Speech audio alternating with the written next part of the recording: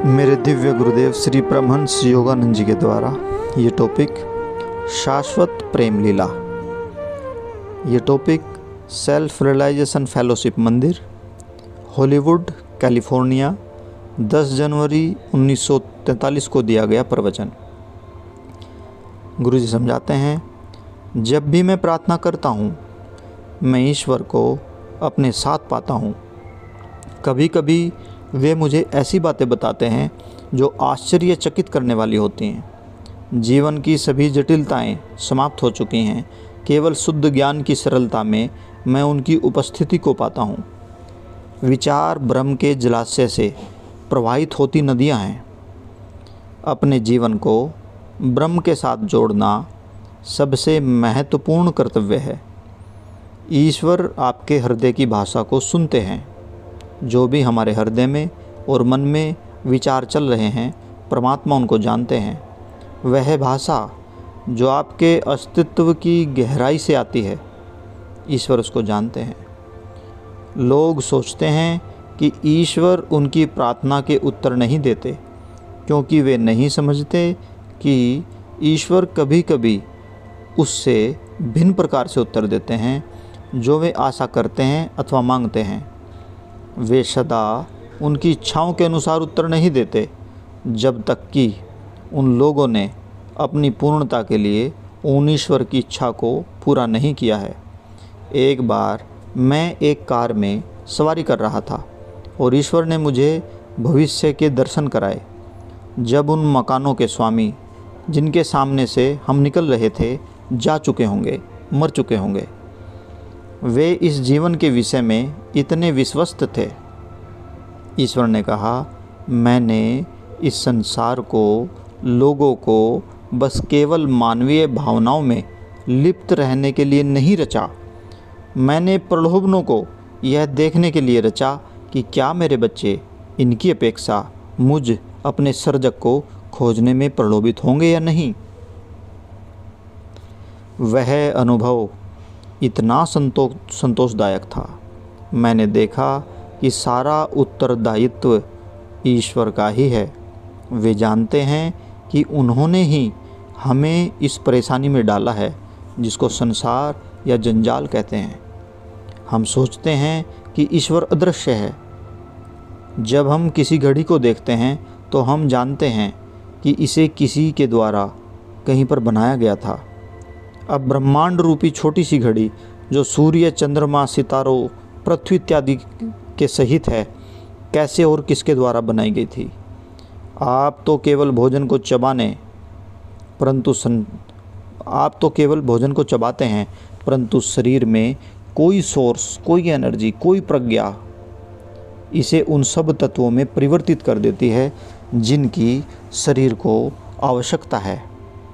आपको श्वास लेने के लिए वायु किसने प्रदान की, और वायु, जीवन और शरीर के बीच में संबंध किसने रचा?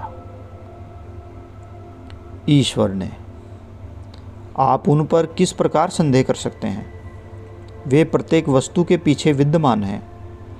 वे जिन्हें मैंने बादलों में तथा सर्वत्र खोजा, उन्हें मैं अपने शरीर की प्रत्येक गति में और अपने मन की शांति के सिंहासन पर बैठा हुआ पाता हूँ। जब कभी भी मैं कुछ जानना चाहता हूँ, ईश्वर मुझसे बात करते हैं।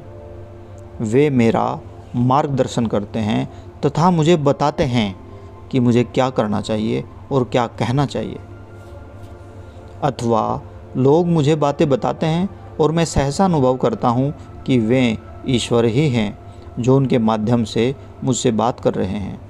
पिछले रविवार की बात है, जब मैंने सत्संग किया तो जैसे ही मैंने प्रार्थना की, वे महान प्रकाश के रूप में मेरे सामने प्रकट हो गए। लोगों ने कहा कि उस दिन मैंने अपने श्रेष्ठतम व्याख्यानों में से एक व्याख्यान दिया था। जब आई दोपहर बाद की कक्षा और अंत में संध्या का व्याख्यान, प्रत्येक व्यक्ति ने सोचा कि मैं थका हुआ आऊँगा और चला जाऊँगा, किंतु हम बैठ गए और प्रातः 1 बजे तक ध्यान किया। मैं इतना ताज़ा और पूर्ण जागृत था, मानो मैंने अभी अभी एक अच्छी नींद ली हो। अब लगभग 15 दिन से मैंने बहुत ही कम नींद ली है। उन ईश्वर का प्रकाश मुझे जीवित रखता है। ईश्वर आपकी चेतना के द्वार पर खड़े हैं। ये उनमें से कुछ अनुभव हैं जो मुझे हो रहे हैं, वे वास्तविक हैं। और जब आप जानते हैं कि ईश्वर आपके साथ हैं, वे कई गुना बढ़ना आरंभ कर देते हैं। वे केवल आपको आकर्षित करने के लिए ऐसा अनुभव नहीं देंगे, परंतु जब आप उन्हें आश्वस्त कर देते हैं कि आप उनके अस्तित्व की उपस्थिति के प्रमाण से कमतर किसी भी वस्तु को स्वीकार नहीं करते, ऐसा नहीं है कि वे मेरे प्रति पक्षपातपूर्ण हैं। यदि आप लोग भी केवल उनसे प्रेम करते हैं तो वे आपके लिए अद्भुत कार्य करेंगे। सिर्फ मेरे लिए ही नहीं, वे सभी से प्रेम करते हैं। वे आपकी चेतना के द्वार पर खड़े हैं, किंतु आप उन्हें भीतर नहीं आने देते। मैं उत्तरोत्तर रूप से देख रहा हूँ कि वे हमारी खोज उस खोज से कहीं अधिक कर रहे हैं जो हम उनको पाने के लिए कर रहे हैं। वे हमारी उपेक्षा नहीं करते, हम उनकी उपेक्षा करते हैं। अतः आपको उन्हें निष्ठापूर्वक मन की अति तीव्रता के साथ खोजना चाहिए। आप सोच सकते हैं कि वे आपको उत्तर नहीं दे रहे हैं। यहीं पर अधिकांश लोग हतोत्साहित होकर रुक जाते हैं, परंतु वे ईश्वर ही हैं जिन्होंने आपको इतनी दूर तक लाना जारी रखा है। और आपको भी कदापि रुकना नहीं चाहिए। लगातार प्रार्थनाएं करें। जब संदेह हो तो कहें, अच्छा, मैं अपना हाथ कैसे हिला सकता हूँ? मेरी पाचन क्रिया कैसे कार्य कर रही है? मेरी श्वासें कैसे आती जाती हैं? वे ईश्वर ठीक यही हैं मेरे अंदर। वे ईश्वर यही हैं। इस तरह से सोचते चले जाएं, क्योंकि जब आप उस ईश्वरीय शक्ति पर इतने आश्रित हैं तो उस ईश्वरीय शक्ति को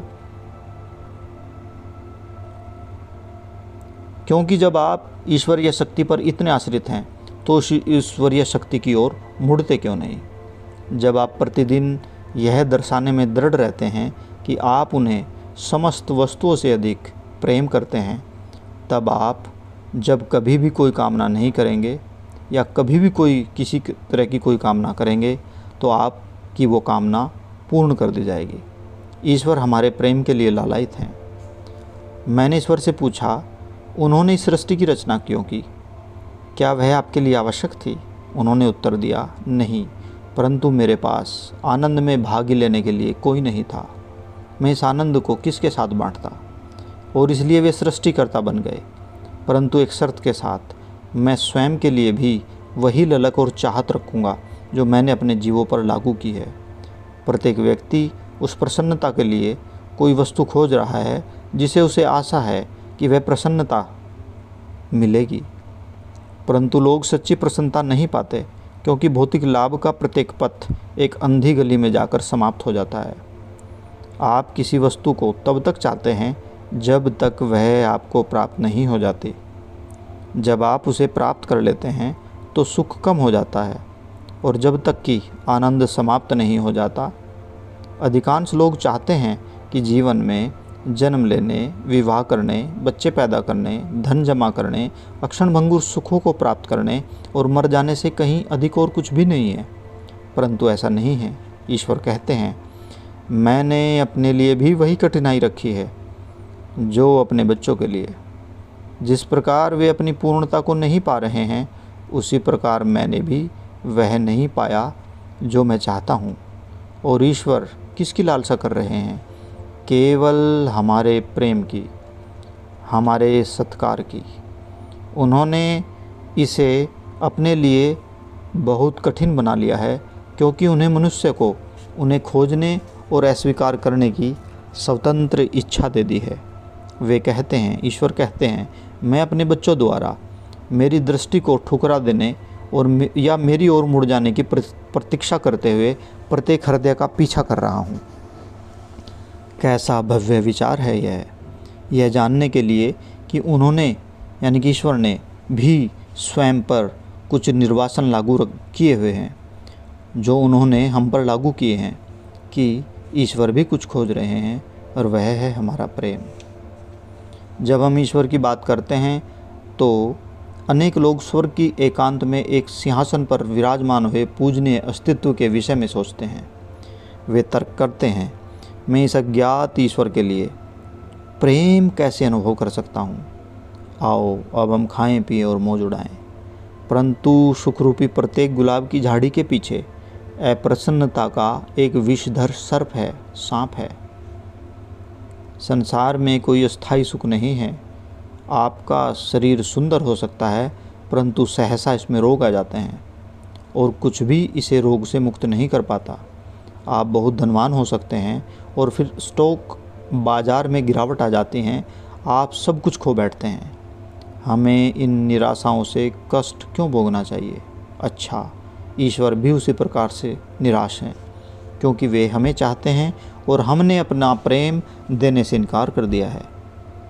इसलिए वे भी कष्ट उठा रहे हैं, क्योंकि वे ही इस अलगाव का कारण हैं।